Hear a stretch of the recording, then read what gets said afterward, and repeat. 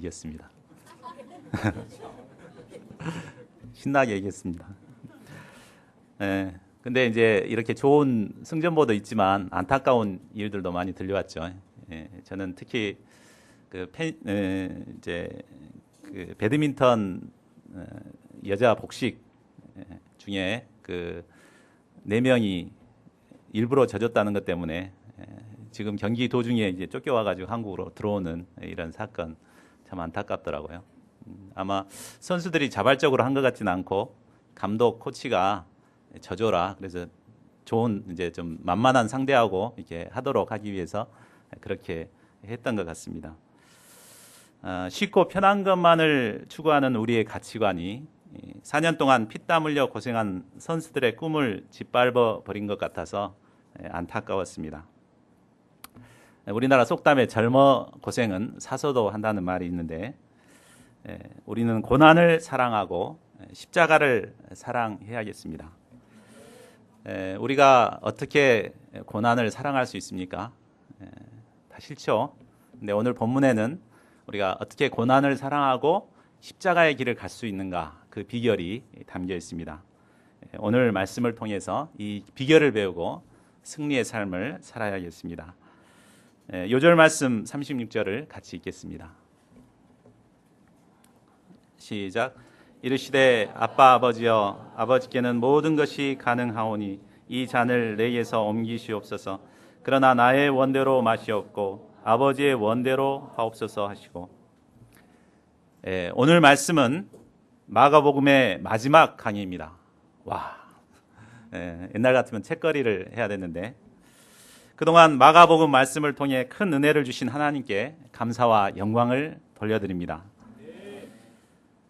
지난 강의에서 예수님은 제자들에게 성만찬을 가르치시면서 예수님의 몸이 떡처럼 부서뜨려지고 또 많은 사람들을 구원하기 위해 피를 흘리실 것을 가르치셨습니다. 또한 제자 중 하나가 자신을 팔 것과 모든 제자들이 목자인 자신을 버리고 흩어지게 될 것을 말씀하셨습니다. 특히 수제자 베드로는 닭이 2번 울기 전에 3번이나 예수님을 부인할 것을 말씀하셨습니다. 예수님은 앞으로 자신에게 닥칠 모든 일을 너무나 자세하게 다 알고 계셨습니다. 이 모든 것을 다 아시는 예수님의 마음은 심히 고민하여 죽게 될 지경이 되었습니다.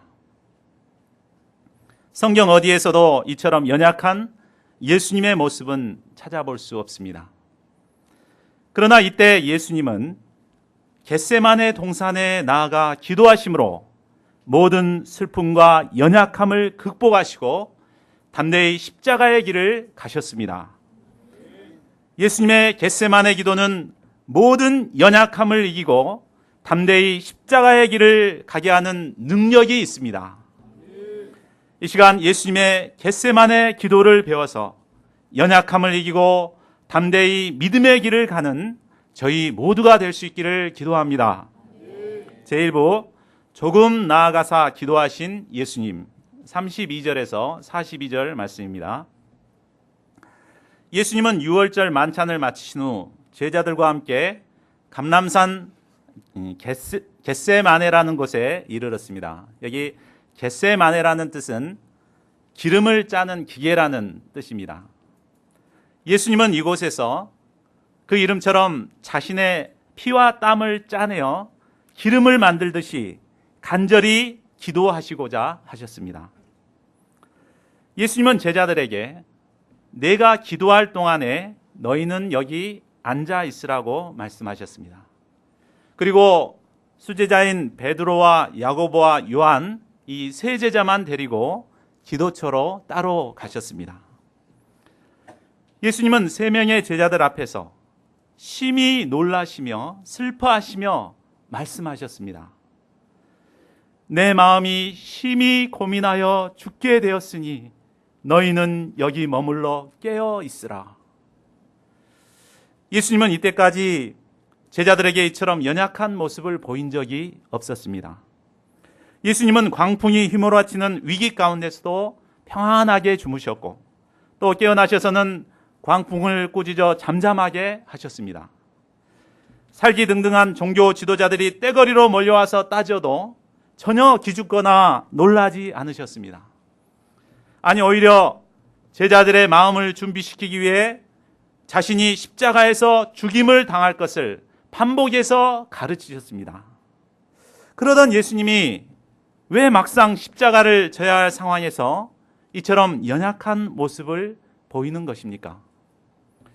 막상 죽음이 다가오니까 두려워서 그랬을까요? 소크라테스는 안색하나 변하지 않고 태연히 독사발을 마셨다고 합니다.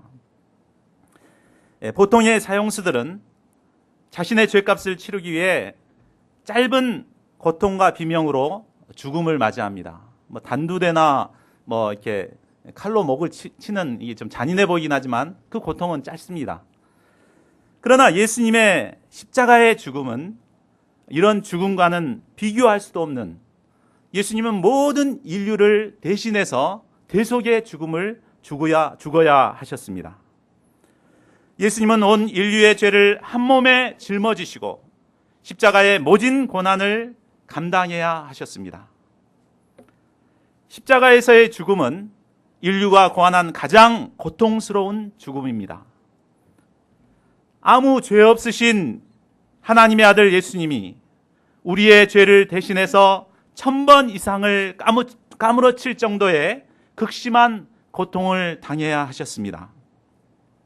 사람들의 조롱과 손가락질을 받아야 했고 무엇보다 일시적으로 사랑하는 하나님으로부터까지 버림을 받아야 하는 고통을 당하게 되었습니다.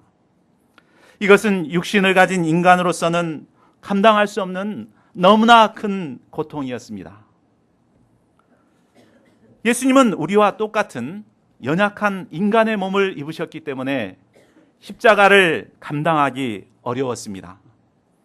예수님은 감당하기 어려운 십자가의 고난을 앞에 두고 심히 놀라며 슬퍼하실 수밖에 없었습니다.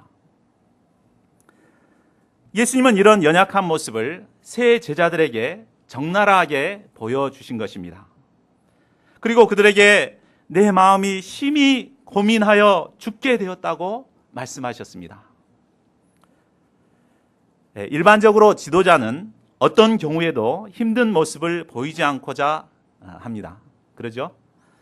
그러나 예수님께서는 진솔하게 자신의 연약한 모습을 있는 그대로 제자들에게 보여주셨습니다. 심히 고민하여 죽을 것 같은 마음속의 고통까지도 그대로 말씀해 주셨습니다. 그 이유가 무엇일까요? 이는 제자들에게 힘들고 어려운 한계 상황을 어떻게 극복할 수 있는가를 보여주고자 하신 것입니다. 제자들은 앞으로 복음 역사를 섬기게 될 때 수많은 어려움 앞에 서게 될 것입니다. 나의 힘과 나의 노력으로 도저히 감당할 수 없는 어려움 앞에 처하게 될 때가 있습니다. 주의 종이라고 하지만 죽을 것 같은 두려움에 사로잡히기도 하고 정말 죽었으면 좋겠다고 생각할 정도의 어려움을 당하기도 할 것입니다. 이때 예수님의 모습을 떠올리고 예수님께서도 죽을 것 같은 상황에서 어떻게 하셨는가를 깊이 깨닫도록 돕고자 하심이었습니다. 이 때문에 예수님께서 제자들에게 너희는 깨어서 기도하라 이렇게 말하지 않고 너희는 깨어 있으라 라고만 하셨습니다. 예수님께서는 제자들이 깨어서 심히 고민하여 죽게 된 상황에서 예수님께서 어떻게 기도하셨는가를 깊이 보고 심령에 각인시켜 놓기를 원하셨습니다. 35절을 보십시오. 예수님은 제자들에게 깨어있으라고 말씀하신 후 조금 나아가사 땅에 엎드려 기도하셨습니다. 예수님은 심히 고민하여 죽게 된 상황에서 머물러 있지 않았습니다. 하나님 앞으로 한 걸음 더 나아가셨습니다. 대개 사람들은 문제가 생기면 인간적인 갈등만 하고 영적인 투쟁을 하지 않습니다. 조금 더 나아가 하나님 앞에 기도하면 위로부터 영적인 힘과 능력을 던집을 수 있는데 그렇게 하질 않습니다. 보따리를 싸서 뒤로 물러나 도망을 하거나 주저앉아 원망과 불평을 하거나 아예 드러누워 배째라 하는 사람들이 있습니다. 그러나 이때 우리는 뒤로 물러서거나 주저앉아서는 안 되겠습니다. 조금 더 나아가 기도하신 예수님처럼 하나님께 조금 더 나아가 기도하는 자들이 되어야겠습니다. 예수님은 하나님께 나아가 기도하실 때 땅에 엎드려서 기도하셨습니다. 이는 하나님께 대한 복종과 겸손한 자세를 나타냅니다. 우리는 기도할 때 나의 뜻이 관철되도록 하기 위해 청구서 내밀듯이 하나님께 기도하기 쉽습니다. 주시옵소서 하면서. 그러나 기도란 피조물인 인간이 온 우주 만물을 지으신 전능하신 하나님께 나아가 하나님의 뜻에 순종하고자 하는 겸손한 자세로 감당하는 것입니다. 그러면 하나님 앞에 겸손하게 엎드린 예수님께서는 무엇을 위해서 기도하셨습니까? 우리 35절 하반절과 36절 상반절 될 수 있는 대로 여기서부터 옮기시옵소서 여기까지 한 목소리로 읽어보겠습니다. 시작. 될 수 있는 대로 이때가 자기에게서 지나가시고 하여 이르되 아빠 아버지여 아버지께는 모든 것이 가능하오니 이 잔을 내게서 옮기시옵소서. 예수님께서는 하나님을 아빠 아버지라고 부르셨습니다.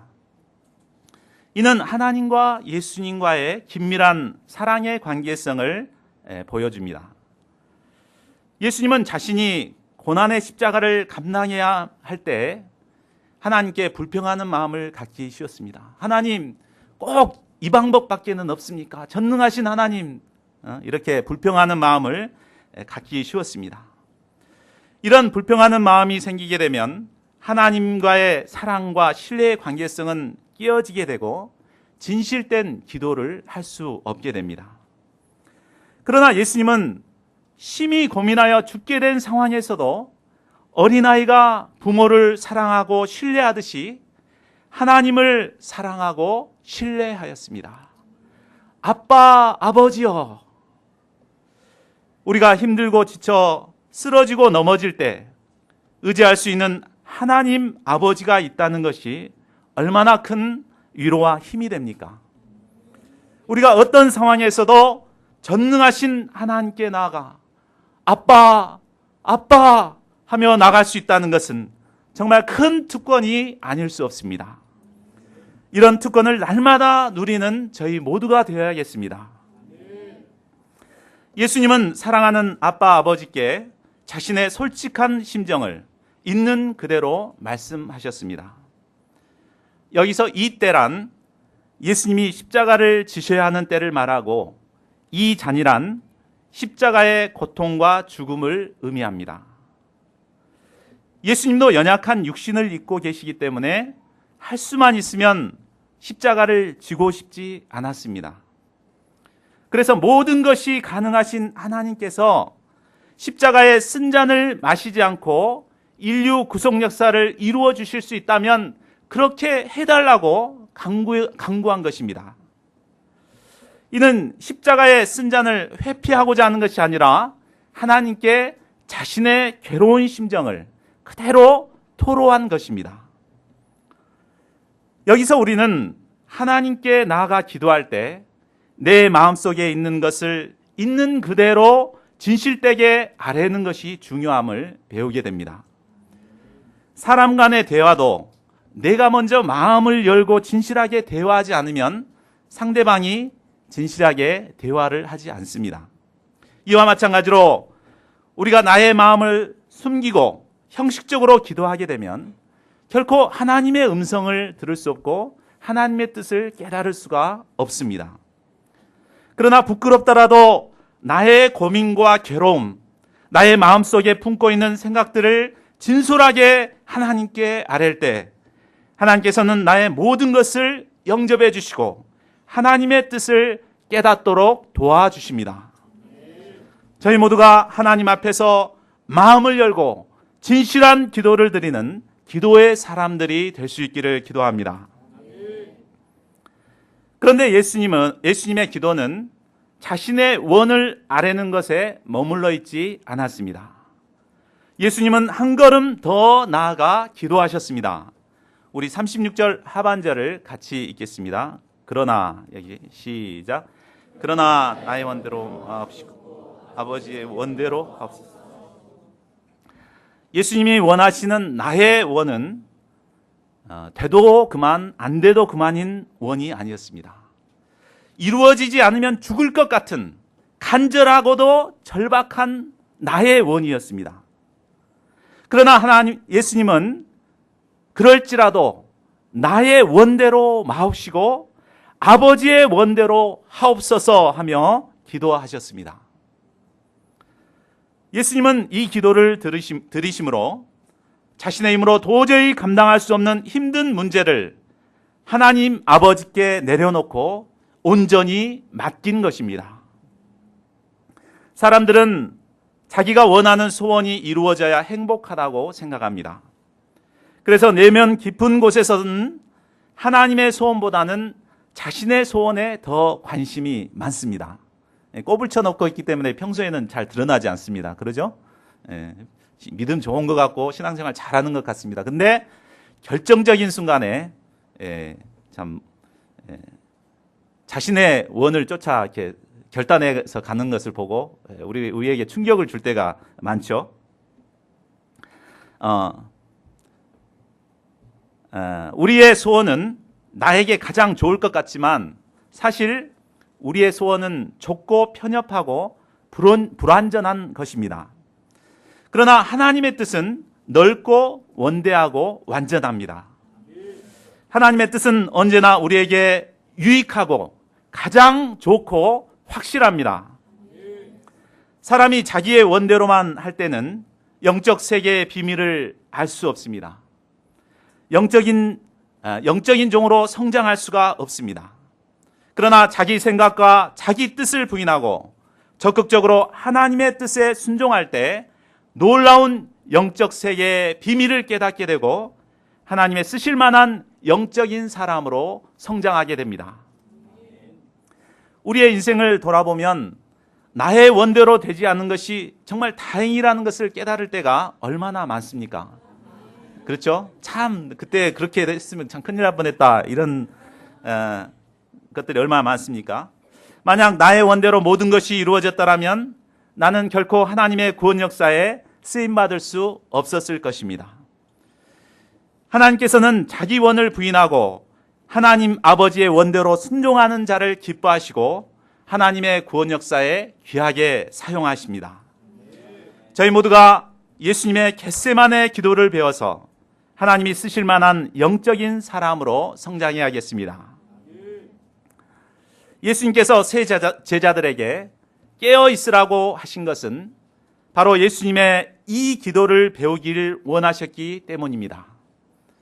저희 모두가 영적으로 깨어 있어 예수님의 겟세마네 기도를 마음에 깊이 새겨 놓아야겠습니다. 그리하여 사명을 감당하다가 정말 고통과 절망의 순간이 다가올 때 하나님께 나아가 예수님처럼 기도함으로 승리의 삶을 살아야겠습니다. 37절을 보십시오. 예수님은 기도하신 후 제자들에게 돌아오사 자는 것을 보셨습니다. 예수님은 특별히 수제자들에게 깨어 있으라고 부탁했는데 그들은 잠만 자고 있었습니다. 그들은 예수님께서 전과 달리 자꾸 십자가를 말씀하시고 죽는다는 걸 얘기하니까 부담스러워서 일부러 듣지 않고자 보지 않고자 잠에 빠졌던 것 같습니다. 사람들은 대개 십자가가 부담스럽고 또 마음이 슬프면 잠을 많이 잠으로써 현실을 도피하고자 합니다. 예수님은 세 제자 중에 베드로를 깨우면서 말씀하셨습니다. 시몬아, 자느냐? 내가 1시간도 깨어 있을 수 없더냐? 시험에 들지 않게 깨어 있어 기도하라. 마음에는 원이로되 육신이 약하도다. 시몬 베드로의 본래 이름이 바로 시몬은 베드로의 본래 이름입니다. 그리고 시몬이란 이름의 뜻은 모래입니다. 베드로는 예수님의 수제자이지만 모래처럼 연약하고 무너지기를 잘하는 자였습니다. 이런 그가 반석인 베드로가 되기 위해서는 깨어 기도하는 자가 되어야 했습니다. 예수님께서는 사단의 시험에 들지 않도록 깨어 기도하는 자가 되라고 권면하십니다. 또한 육신이 연약하기 때문에 더욱 깨어 기도해야 함을 말씀해 주셨습니다. 시몬 베드로는 깨어 있어 기도해야 할 때 잠만 잠으로 예수님을 부인하는 뼈아픈 실패를 경험하게 되었습니다. 그러나 후에 그가 예수님의 이 말씀을 영접하고 기도의 사람이 되었을 때 그는 많은 십자가를 지는 능력 있는 삶을 살게 되었습니다. 우리 사도행전에 나와 있는 베드로의 모습과는 전혀 다르죠. 사도행전 3장에 보면 베드로는 요한과 함께 매일 정해진 시간에 함께 성전에 가서 기도했던 것을 볼 수 있습니다. 이때 그는 나면서부터 못 걷게 된 사람을 예수 그리스도의 이름으로 일어나 걷게 하는 능력의 역사를 행했습니다. 또 사도행전 9장 44절에서도 베드로는 기도함으로써 죽은 다비다를 살리는 능력의 역사를 이루었습니다. 사도행전 10장 9절에서도 베드로는 가장 무더운 시간인 정오에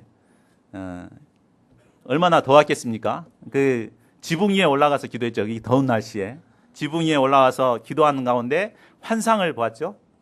그래서 그 부정한 짐승들이 내려와서 잡아먹으라 이 환상을 보고 그걸 기초로 해서 이방인들 구원 역사를 이루게 됩니다. 참 베드로가 이 기도의 능력을 체험하고 순종했을 때 그는 능력 있는 삶을 살 수 있었습니다. 이 기도의 능력을 체험한 베드로는 베드로전서 4장 7절에서 핍박받는 흩어진 성도들에게 이렇게 권면하고 있습니다. 우리 같이 한번 읽어보겠습니다. 시작. 만물의 마지막이 가까웠으니 그러므로 너희는 정신을 차리고 근신하여 기도하라. 저희가 하루 1시간이라도 깨어 기도함으로 사단의 시험을 물리치고 연약한 육신을 이기고 승리하는 능력 있는 삶을 살아야겠습니다. 39절과 41절을 보면 예수님은 동일한 기도를 3번이나 하셨습니다.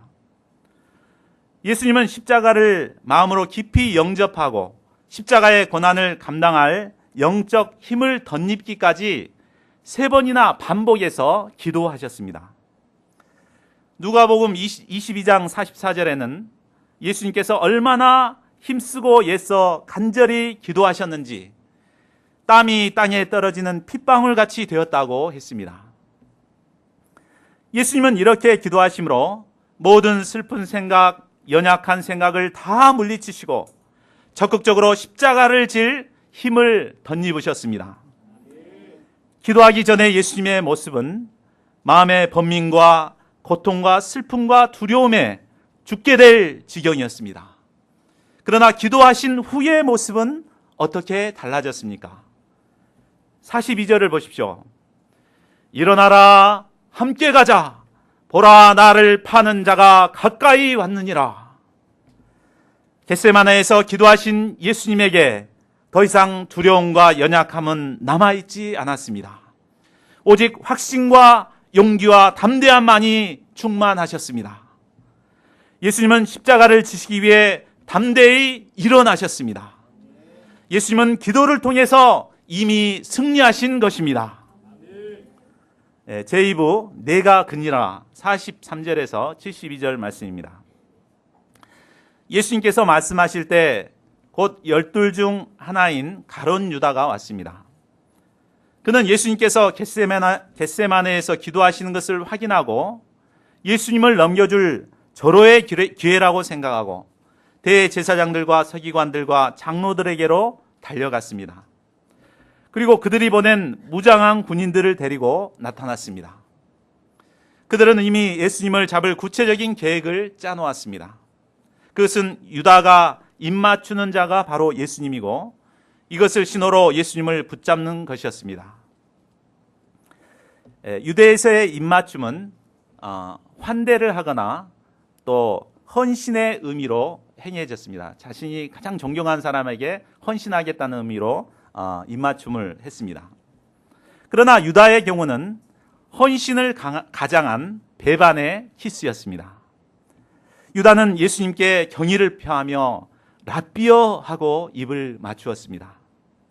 이것을 신호로 검과 몽치로 무장한 자들이 달려들어 예수님을 붙잡았습니다. 이때 곁에 서 있는 자 중 한 사람이 칼을 빼어 대제사장의 종을 쳐 그 귀를 떨어뜨렸습니다. 그는 요한복음에 보면 베드로였습니다. 그는 위기의 때에 기도하지 않았기 때문에 검을 의지하다가 혈기와 감정으로 대항한 것입니다. 그러나 기도를 통해 십자가를 결단하신 예수님은 하나님의 뜻을 이루기 위해 묵묵히 십자가의 길을 가셨습니다. 48, 49절을 보십시오. 예수님은 자신을 체포하러 온 자들에게 너희가 강도를 잡는 것 같이 검과 몽치를 가지고 나를 잡으러 나왔느냐며 그들을 책망하셨습니다. 그리고 이는 성경을 이루려 함이니라 라고 말씀하셨습니다. 예수님은 제자들이 도망가는 것이나 자신이 체포당하는 것이나 십자가에 못 박혀 죽으시는 모든 것을 성경을 기초로 생각하셨습니다. 심지어 십자가의 모진 고통 가운데서도 성경의 말씀을 응하게 하시려고 내가 목마르다 라고 말씀하셨습니다. 그리고 최후로 다 이루었다 하시며 예언된 성경의 모든 말씀을 다 이루시고 돌아가셨습니다. 예수님은 성경 말씀을 기초로 생각하시고 행동하셨습니다. 예수님은 철저히 하나님의 뜻에 순종한 것입니다. 반면 제자들은 목자가 원수들에게 잡히는 순간에 두려움에 떨며 양떼들처럼 모두 다 도망가고 말았습니다.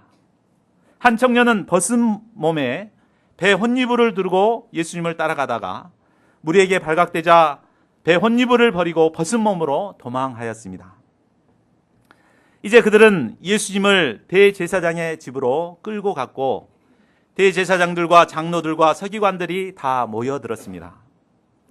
이때 베드로는 도망가다가 자기가 큰 소리 친 것이 생각나서 다시 되돌아왔습니다. 그러나 두려움 때문에 가까이 가지는 못하고 멀찍이 예수님을 따랐습니다. 그는 용기를 내어 대제사장의 집 뜰 안까지 들어갔지만 자신을 숨기고 아랫 사람들과 함께 앉아서 불을 쬐고 있었습니다. 예수님을 따르기는 하지만 일정한 간격을 두고 멀찍이 따르는 자들이 있습니다.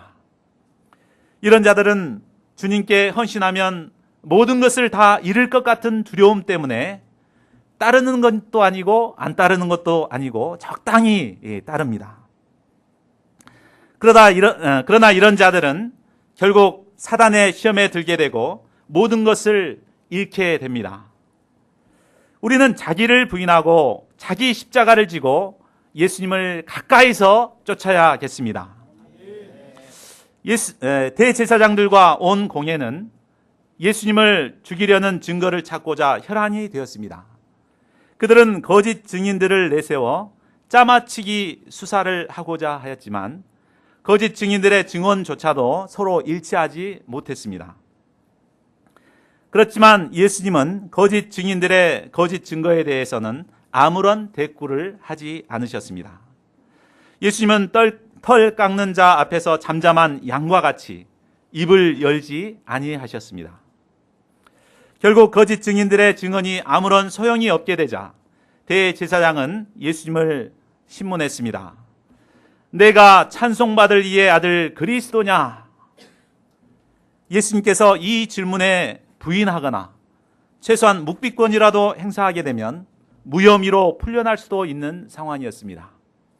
그러나 예수님께서는 분명히 대답하셨습니다. 62절을 보십시오. 내가 그니라. 예수님은 바로 찬송받으실 하나님의 아들 그리스도가 되심을 분명히 드러내셨습니다. 예수님께서는 3년 반의 공생의 기간을 통해 예수님이 그리스도가 되심을 보여주셨습니다. 그리고 아무런 죄가 없으신 예수님이시지만 그리스도로서 고난을 받으시고 결국은 모든 인류의 죄를 대신해서 그리스도로서 십자가에 못 박혀 죽임을 당하시게 된 것입니다. 예수님께서는 자신이 그리스도가 되심을 증거하실 뿐만 아니라 장차 그리스도로서 이루실 역사에 대해서도 증거하셨습니다.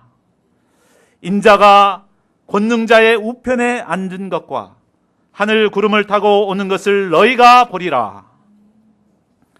예수님은 지금 그들의 불법 재판을 통해 십자가에 못 박혀 죽으시지만 사흘 만에 부활하십니다.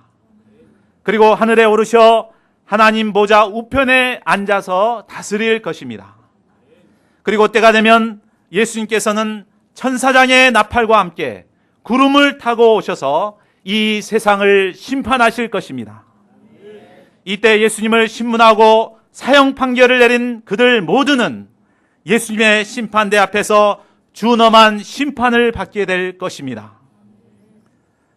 예수님의 증거를 들은 대제사장은 자기 옷을 찢으며 예수님이 하나님을 모독하는 죄를 범했다고 결론을 내렸습니다. 그리고 모인 사람들 모두는 예수님이 사형에 해당하는 죄를 범했다고 정죄하였습니다. 그들은 정죄만 하는 것으로 끝나지 않았습니다. 어떤 사람은 예수님께 침을 뱉고 예수님의 얼굴을 가리고 주먹으로 쳤습니다. 심지어는 하인들도 손바닥으로 예수님을 쳤습니다. 예수님은 참기 어려운 모욕을 당하면서도 묵묵히 십자가의 길을 가셨습니다. 그러면 사랑하는 예수님이 이처럼 모욕을 당하고 있을 때 베드로는 무엇을 하고 있었습니까? 베드로가 아랫뜰에 있을 때 대제사장의 여종 하나가 와서 불을 쬐고 있는 베드로를 많이 쳐다보았습니다. 그리고 베드로가 예수님과 함께 있었음을 기억해내고 말했습니다. 너도 나사렛 예수와 함께 있었도다. 베드로는 부인하여 너가 지금 무슨 말을 하는지 도대체 모르겠다며 슬그머니 앞들로 나가버렸습니다. 그런데 그곳까지 따라온 여종은 곁에 서 있는 자들에게 다시 말했습니다. 이 사람은 그 도당이라. 베드로는 본능적으로 또 부인하였습니다. 그러자 이제는 곁에 섰던 사람들이 베드로에게 말했습니다. 당신 보니까 갈릴리 사투리를 쓰는데 그걸 보니까 참으로 그 도당 맞구만. 그러자 베드로는 저주하고 맹세까지 하며 예수님을 알지 못한다고 극구 부인하였습니다. 이때 옆에서 듣고 있던 닭이 참다 못해 아니라고 부인하는 베드로에게 나는 아니다. 그러니까 꼭 기다. 꼭 기어. 꼭 기어. 이렇게 하면서 2번 울었습니다. 그제서야 베드로는 닭이 2번 울기 전에 내가 3번 나를 부인하리라 하는 예수님의 말씀이 생각나 통곡을 하고 울었습니다. 베드로가 이렇게 실패한 이유는 자기를 믿고 깨어 기도하지 않았기 때문입니다. 결론을 맺겠습니다. 우리는 지난 5개월에 거쳐 마가복음을 공부했습니다. 마가복음은 다른 복음서에 비해 고난받는 그리스도가 상세하게 기록되어 있습니다. 예수님께서는 인류 구원의 역사를 이루기 위해 많은 고난을 받으셨습니다. 또한 예수님은 구원의 역사를 이어갈 제자들에게 십자가의 도를 반복해서 가르치셨습니다. 우리가 예수님께서 이루신 생명 구원의 역사를 이루어가기 위해서는 우리도 십자가의 고난을 감당해야 합니다. 그러나 십자가의 고난은 쉽고 자연스럽게 감당할 수 있는 것이 아닙니다. 바로 나의 원을 부인하고 아버지의 원대로 되기를 기도하는 겟세마네 기도가 있어야 합니다.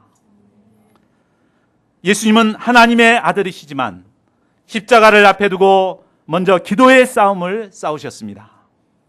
기도의 싸움에서 승리하신 예수님은 진정한 승리자가 될 수 있으셨습니다.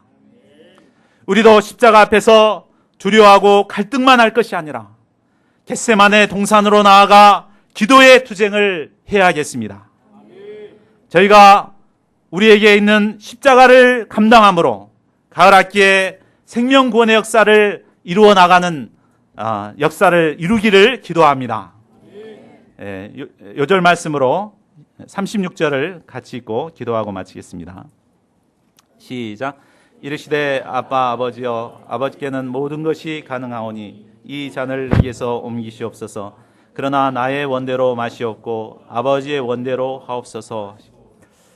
고마우신 하나님 아버지, 죄로 말미암아 죽을 인생들을 구원하시기 위해서 참 심히 고민하여 죽게 된 상황에서 참 겟세마네 기도를 드리심으로 십자가의 길을 가신 예수님을 인하여 감사를 드립니다. 참 예수님의 이 겟세마네 기도가 있었기에 구원의 역사가 이루어질 수 있었던 것을 깨닫게 됩니다. 하나님 아버지, 제가 이 겟세마네에서 기도하신 이 예수님의 모습을 저희 마음에 깊이 새겨놓을 수 있도록 도와주시기를 기도합니다. 복음 역사를 섬길 때 정말 우리도 낙심하고 절망할 때가 많습니다. 그럴 때마다 이 겟세마네에서 기도하신 예수님의 모습을 떠올리고 예수님처럼 하나님께 조금 더 나아가 기도하고 간구하는 자들이 되게 도와주시기를 간절하게 기도합니다. 나의 원은 하나님을 기쁘시게 할 수 없음을 깨닫습니다. 나의 원을 부인하게 하시고 하나님 아버지의 원대로 순종하는 가운데 생명 구원의 역사를 이루어가는 저희 모두가 될 수 있기를 간절하게 기도합니다. 감사하고 우리 주 예수 그리스도를 받들어 기도하였습니다.